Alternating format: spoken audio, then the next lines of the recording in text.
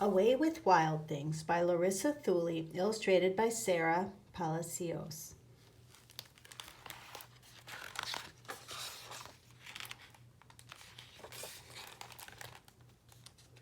Poppy Ann Fields liked bugs. They were her friends. She sat among the wildflowers, listening patiently to the cicada's newest symphony. She coaxed the shy roly-poly out of her shell. When the ants marched over her, Poppy let them, even though she was ticklish. She recognized the spider mama's weaving for what it was, a magnificent art. And she spent long afternoons talking with the ladybugs about shapes and colors and the heights of flowers. But when people came around, Poppy preferred to disappear into the background. At parties, she hid in stripes.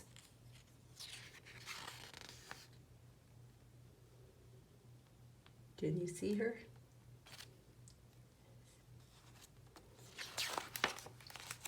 And in big bright florals. She became a landscape or a tree. She was the pouring rain, a brocade drape, like a curtain, a leopard in a menagerie. When Grandma Phyllis turned 100, Poppy stood watching the party. Do you see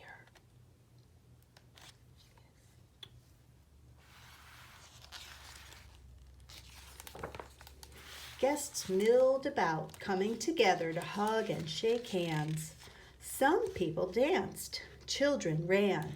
They looked like colorful leaves falling into each other and then drifting apart.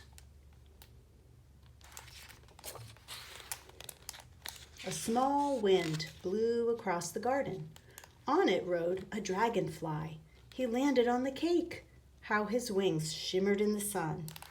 Her whole heart glad, Poppy clapped her hands.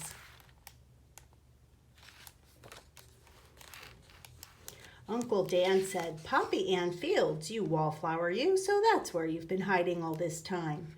His voice vibrated louder than 1,000 cicadas. Guests stopped milling about. Poppy froze. Every eye fell upon her. She was scared down to her toes. The dragonfly flew off the cake and landed in her hand. Someone gasped, "Would you look at that?" It flew to her like it knows her. "Poppy's got away with wild things," said Grandma Phyllis. Poppy's feet refused to move. She would have liked to run to the trees beyond the garden. She wished the people would all turn away and leave her alone. She couldn't look at them, so she looked at the dragonfly, soft and fragile, in her hands. She knew the dragonfly had come here for her. The cicada's symphony swelled among the trees. The wind lifted her hair and cooled her face. She breathed.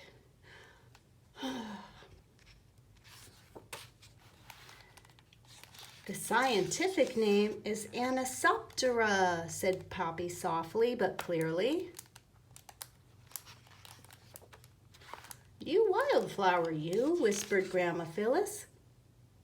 The small wind still blew. Poppy knew she was not a wallflower.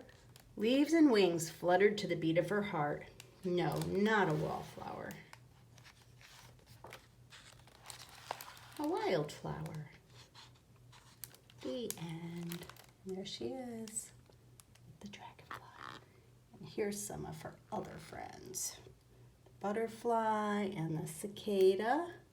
That's the one that makes all the noise up in the trees at night. The ladybug, the dragonfly, the ladybug, the praying mantis, the little roly-poly bug, and a spider. And that is the end.